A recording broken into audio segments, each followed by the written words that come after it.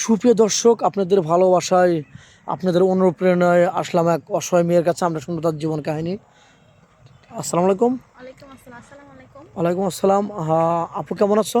আলহামদুলিল্লাহ, আপনার দোয়ায় ভালো আছি। যাক, একটু জোরে ভয়েস দিও। তোমার নামটা? আমার নাম মাহি। মাহি। জি। তোমার দেশে বাড়ি? চট্টগ্রাম। তোমার দেশে বাড়ি চট্টগ্রাম না? জি। চট্টগ্রাম। তোমার ফ্যামিলিতে কে কে আছেন? আমার ফ্যামিলিতে বাবা আছে, মা আছে, একটা বোন আছে। বাবা, মা, একটা বোন। জি। যাই হোক, তুমি আমাদের ক্যামেরার সামনে আগেও আসছিলে না?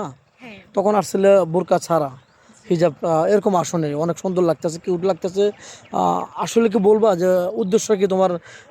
পরিবর্তন মানে কি জন্য পরিবর্তন হলো, কিভাবে? আসলে আপনাদের এখানে আমি হিজাব ছাড়া অনেকগুলো ভিডিও করছি, প্রায় 30টার উপরে হবে। তো আচ্ছা, আজ পর্যন্ত আমি একটা সারা শব্দ পাই নাই। আচ্ছা। তো ভাবি যে হয়তো মানুষ পর্দাশীল নারী খোঁজে, তো ওই জন্য কি করব, আর করার কিছু পাই না, তাই নিজে এখন পর্দা করতেছি। ও আর আচ্ছা, আচ্ছা। হিজাব ছাড়া আর কখনো ক্যামেরার সামনে আসবো না। যদি যতদিন না মনের মানুষ না পাচ্ছি, হিজাব পরে আসবো। ও আচ্ছা, যাক, নামাজ কালাম পড়ার জি। চেষ্টা করতেছো, এই তো হ্যাঁ, নামাজ কালাম আচ্ছা, পড়বা নামাজ কালাম পড়বো এবং স্বামী যেভাবে বলে ওইভাবে চলবে। ইনশাল্লাহ। এগুলো তো সত্যি বলছো তো? হ্যাঁ। কোনো প্রতারণা বা কোনো দুই নম্বর সলসাতুরি, আমাদের চ্যানেলের বদনাম, এগুলো কোনো কিছু হবে না তো? না না, ওগুলা কেন করবো? ও, আচ্ছা, যাই হোক, তোমার বাড়ি হচ্ছে চট্টগ্রাম না? জি। হালিশ্বর গ্রাম। হ্যাঁ। চট্টগ্রামে কোনো মেন বা তোমার বাড়ির আশেপাশে কেউ বিয়ে করতে চায় না?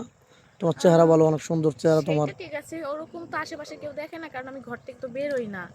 আর ওরকম আত্মীয় স্বজনের মধ্যেও তেমন কেউ জানে না যে আমি আমার বাবার ঘরে একটা বড় মেয়ে হয়েছি, বড় মেয়ে আছে, মানে আমি ঘর থেকে বেরোই না, তো তাই কেউ ওরকমটা জানে না। ও আচ্ছা, যাই হোক, তোমার ভিডিওটা পাবলিক হচ্ছে, দেশ ফোর্স থেকে দেখছে, তোমাকে কিভাবে পাবেন? তোমার ফোন নাম্বারটা? আমাকে পাওয়ার জন্য আমি কোনো ফোন ব্যবহার করি না, তো যেহেতু ফোন ব্যবহার করি না, আমাকে যে বিয়ে করবে, যে ভালোবাসতে পারবে, সেই ভালোবাসার ইয়াতে আমাকে একটা ফোন নিশ্চয়ই ব্যবস্থা করে দিতে ও, পারবে। তুমি বলতে চাচ্ছ যে যে আমাকে পছন্দ করবে, যে আমাকে বিয়ে করতে চাইবে, সে একটা ফোনের ব্যবস্থা করে দেবে, যেহেতু আমার ফোন নেই। জি জি। আর আপাতত আমাদের নাম্বার দেওয়া থাকবে, এটাই তো? হ্যাঁ। যাই হোক, নেক্সটে যাই। কোনো বিবাহিত শরীর তোমাকে বিয়ে করতে চান, তাহলে কি বিয়ে তুমি করবে? হ্যাঁ, কেন করবো, নিশ্চয়ই। সে যদি খাওয়াইতে পারে, 7টা বিয়ে করলে আমার কোনো আপত্তি নাই। সে যদি খাওয়াইতে পারে, করবে।